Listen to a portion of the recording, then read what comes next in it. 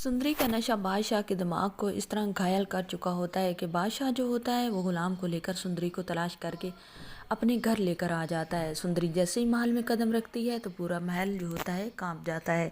पूरे महल का माहौल जो होता है दरहम बरहम हो जाता है। पूरे महल में एक बात ही चल उठती है, हवा फैल जाती है, अफवाह फैल जाती है कि बादशाह एक जवान लड़की को किडनैप करके लाया है। बादशाह की माँ तक जब ये बात पहुंचती है तो वो तो गुस्से से लाल पीली हो जाती हैं। बादशाह की माँ कहती हैं कि बादशाह ये तुमने क्या किया? तुम किसी लड़की को घर उठा कर ले आए, महल में उठा कर ले आए, तुम्हें शर्म नहीं आती? तुम अपने बाप और मेरी सारी की सारी इज्जत की नीलामी करना चाहते हो। लोग क्या सोचेंगे, इलेक्शन सर पर हैं। बादशाह जो होता है वो अपनी माँ से कहता है कि मैं कोई बात नहीं जानता, ये लड़की मेरी ज़िंदगी है, मैं इससे मोहब्बत करता हूँ।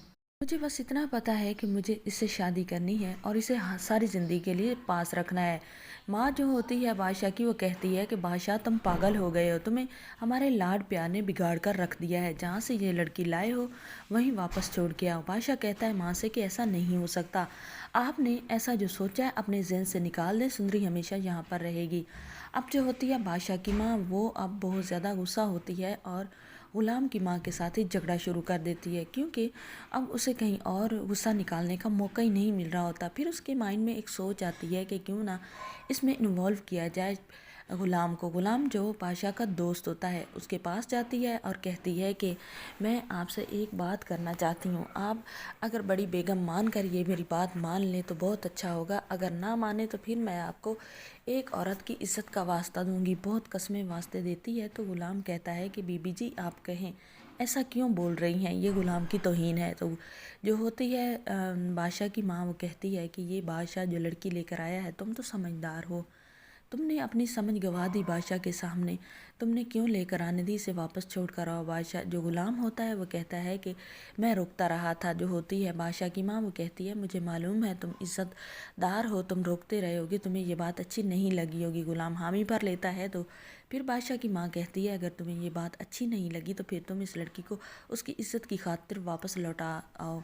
अब बादशाह जो गुलाम जो होता है वो हामी भर लेता है और ना चाहते हुए भी वापस लौटाने चला जाता है। जब वो वापस लेकर सुंदरी को जा रहा होता है तो सुंदरी रास्ते में सुंदरी से कहता है कि तुम बादशाह के सामने आ कैसे गई? बादशाह बहुत ज़्यादा अजीब इंसान है, ड्रिंक करता है और लड़कियों की ज़िंदगी ख़राब करता है। वो सुंदरी को उसके अगेंस्ट करना चाहता था।